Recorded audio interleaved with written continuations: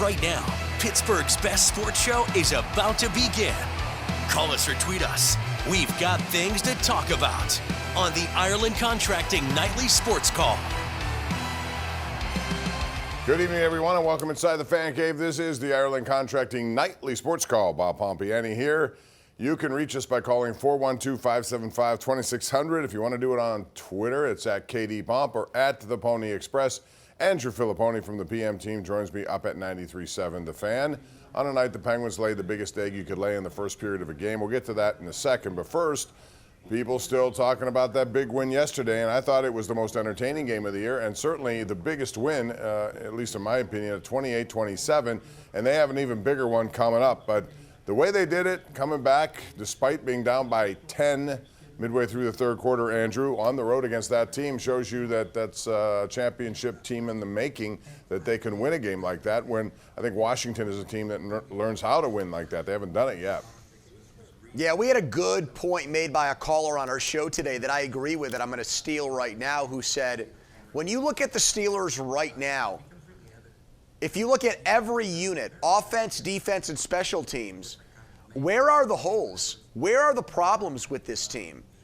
They shored up number 2 wide receiver by finally getting Mike Williams, and oh man, what a difference he made in his first game with 1 target, 1 catch, 1 touchdown. And think about that, Bob. Before that move, if Calvin Austin gets injured, who's in on that play? Is it Scotty Miller? And does Russell Wilson trust him to make that play with the game on the line? I highly doubt it. So already immediate payoff there.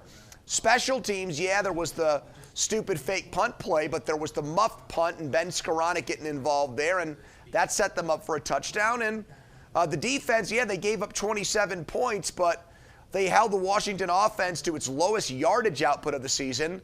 And Jaden Daniels only had 5 rushing yards and was only a 50% passer. So not only did they win this game on the road against a first-place team, but every facet of the team, offense, defense, special teams, quarterback, you name it, contributed to a big win. And that should have Steelers fans feeling giddy and gleeful about what lies ahead for this team. And I could not believe today on the show with you guys, Starkey and Austin Bechtold still think the Ravens are better than the Steelers.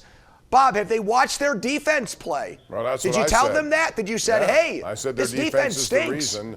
The Steelers have a big check mark over teams like the Ravens and Bengals because their defense is so much better. Those two teams are going to give up points.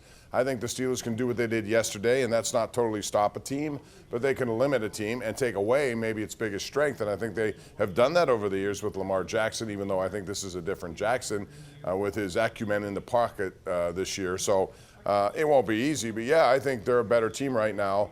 What they've shown. Now, that doesn't mean it guarantees anything. They got all these head-to-head meetings coming up. I think it's going to be fascinating to see. You mentioned I know you don't like that call of the fake punt. It was well thought out. It was available. Everything worked except the catch.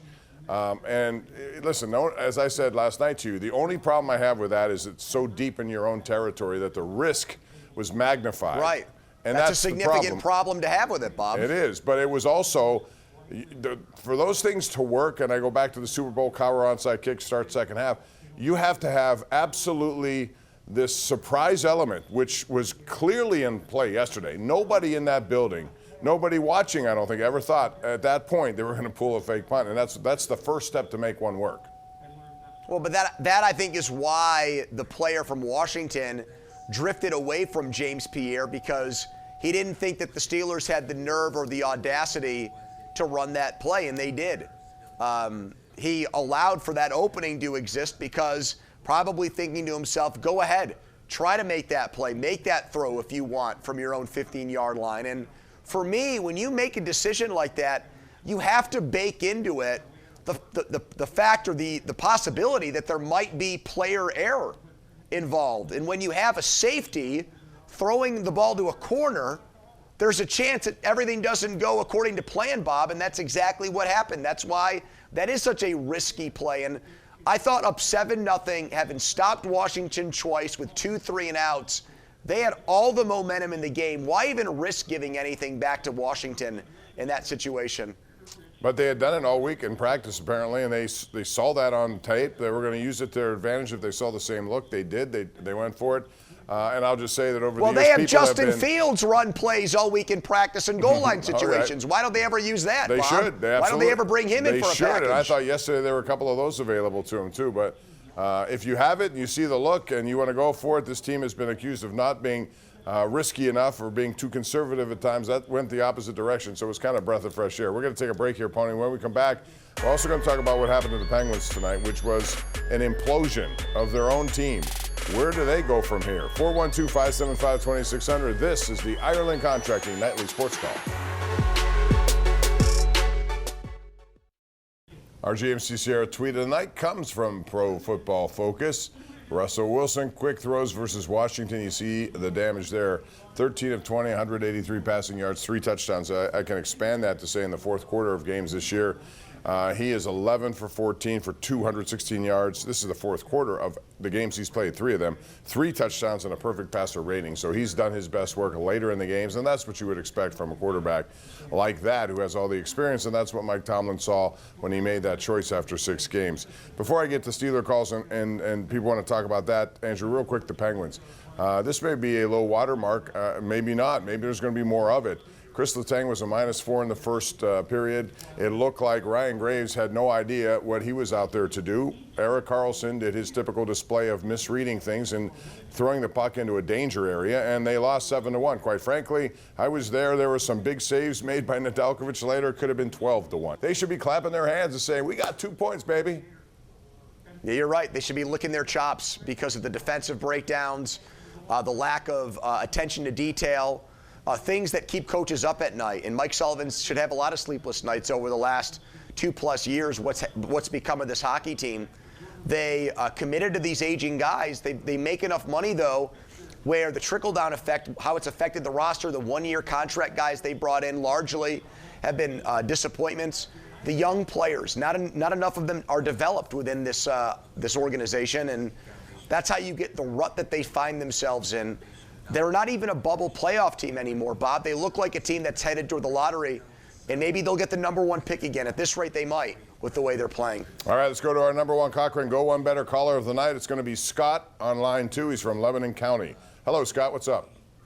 Hey, thanks for taking my call, Bobby. You know, in regards to tonight's Penguins game against the Stars, I could tell the fans at PPG were beyond frustrated with the way they played. In fact, when it became 6-0 in the first, I started changing the channel to watch WWE wrestling because the Penguins really hit rock bottom tonight. In fact, I felt like throwing a brick at my TV because that's how bad the game was. You know, I've said this once, and I'll reluctantly say it again.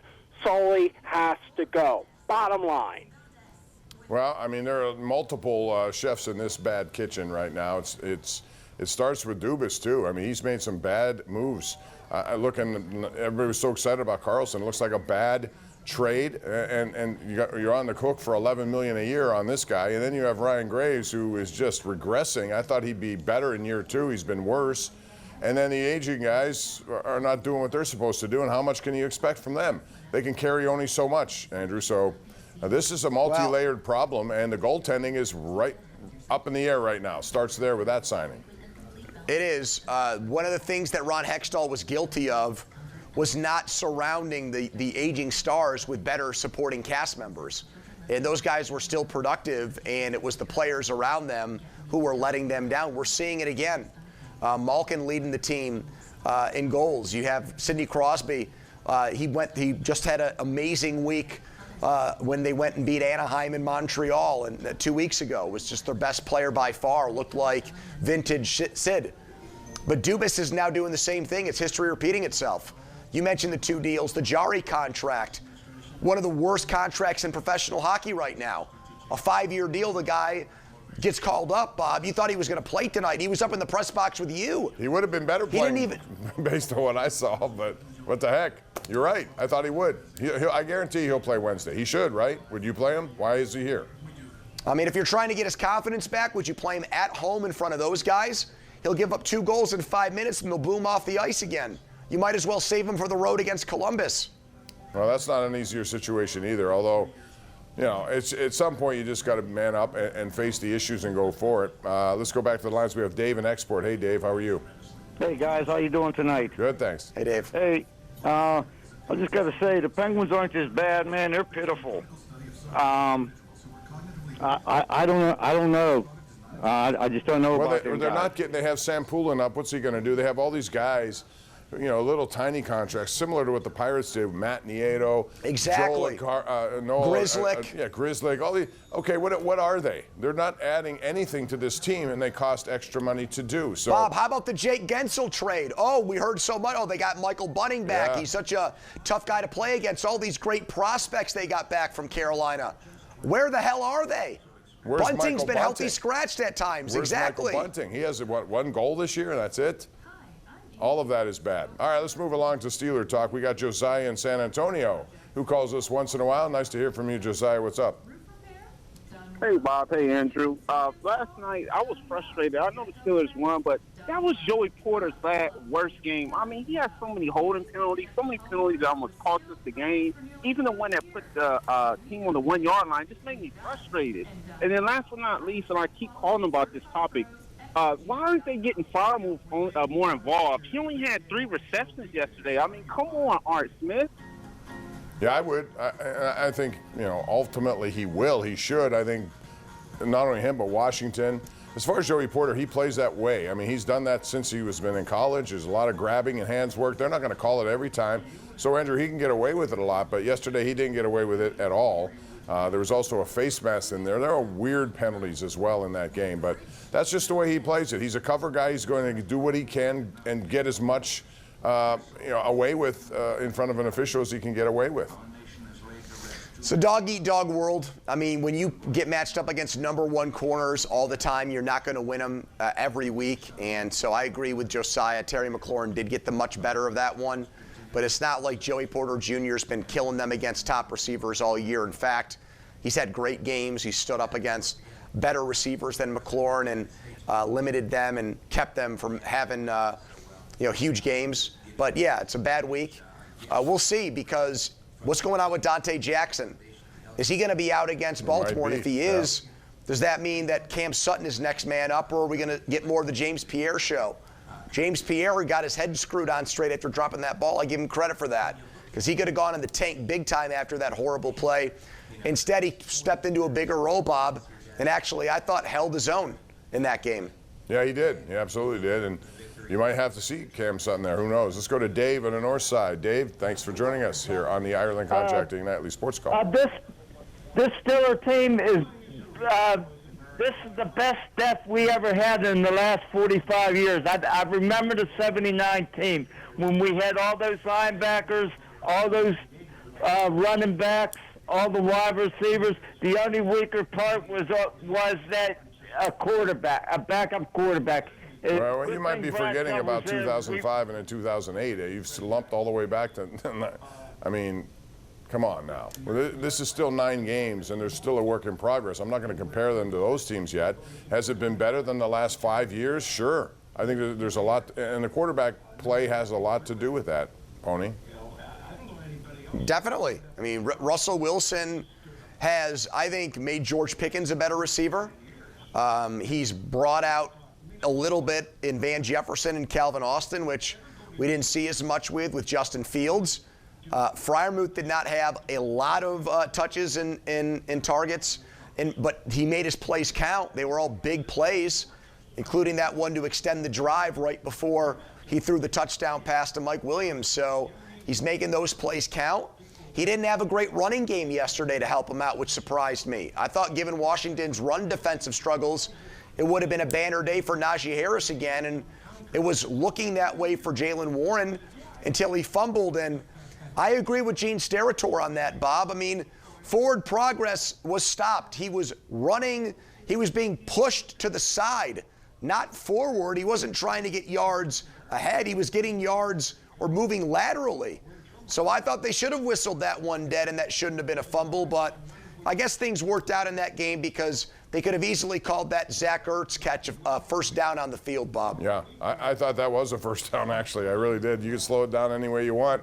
I guess the call on the field counts more than anything else, but, man, that was as close as it can get. We're due for a break here. We'll take it, come back with more right here on KDKA+. It's the Ireland Contracting Nightly Sports Call.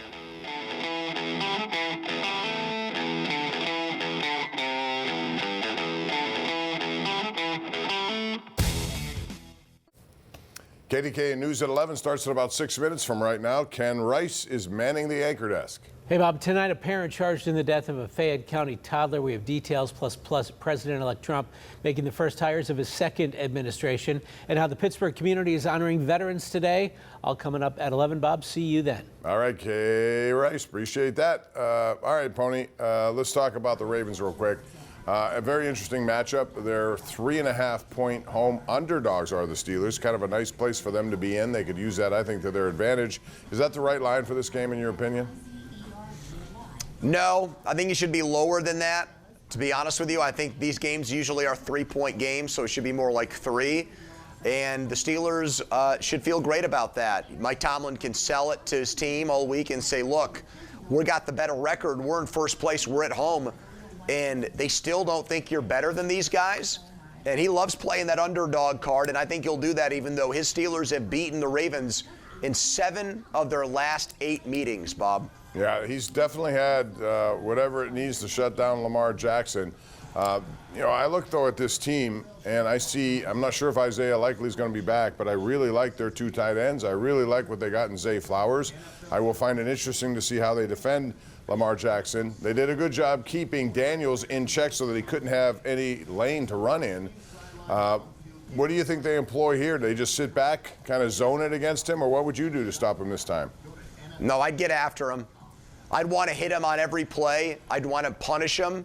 I would not want to play conservatively and passively. I want to play aggressively and put him on his fanny, Bob. All right, on his fanny. That'll be how we say goodnight tonight. All right, Andrew, thanks very much. We'll see you back here tomorrow night. See you, Bob. All right, 10:35 start time again. If you didn't get in, call us tomorrow right here on the Ireland Contracting Nightly Sports Call. Have a good night.